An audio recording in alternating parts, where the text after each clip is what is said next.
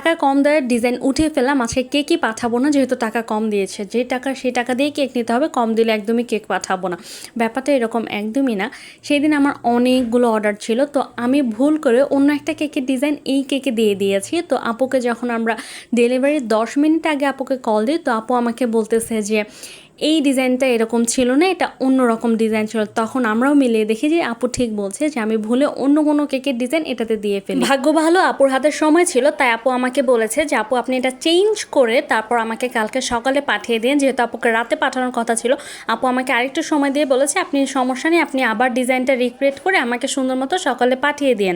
আমরা যখন কাজ করি মাঝে মাঝে এরকম অবশ্যই ভুল হয় না, এটা কোনোদিনও বলা যাবে না। যখন একসাথে 5-10টা আমাদের একসাথে ডিজাইন করতে হয়, তখন একটা ডিজাইন আরেকটাতে হয়ে যায় মাঝে মাঝে, কারণ সব সময় তো এত ব্যালেন্স করা যায় না। কিন্তু এই ক্ষেত্রে ব্যাপার হচ্ছে আপনার হাতের সময় রেখে কাজ করবেন। যখন আপনি ডিজাইন করবেন সাথে সাথে চেষ্টা করবেন কাস্টমারকে পাঠানোর, তাহলে সে দেখে আপনাকে বলতে পারবে। কারণ পরবর্তীতে হয়তো তার হাতেও সময় না থাকতে পারে, তার ওকেশনটা নষ্ট হতে পারে, আবার আপনাকেও রিফান্ড করার অনেক ঝামেলা পোহাতে হতে পারে।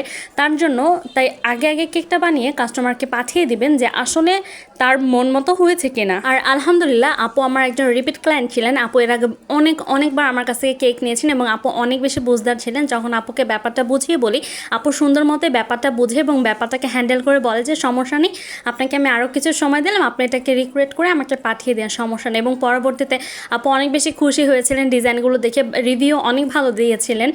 এখন কথা হচ্ছে একজন কাস্টমারের সাথে আপনার যেন সম্পর্কটা খুব ভালো তৈরি হয়। যখন একটা খুব ভালো সম্পর্ক তৈরি হবে, তখন আপনার ভুল হলেও কিন্তু কাস্টমার এই জিনিসটা খুব সুন্দরভাবে ব্যালেন্স করতে পারবে। যেমন এই আপুকে আমি বলেছি, এই আপু যেহেতু আমার অনেক আগে থেকে কাস্টমার, তাই আমার এত বেশি দুশ্চিন্তা হয়নি। ভুল হয়েছে, আবার সময় ছিল হাতে তাই সময় দিয়েছে, সময় না থাকলে হয়তো দিত না। কিন্তু আপনাদের ক্ষেত্রে একটু খেয়াল করে কাজ করবেন।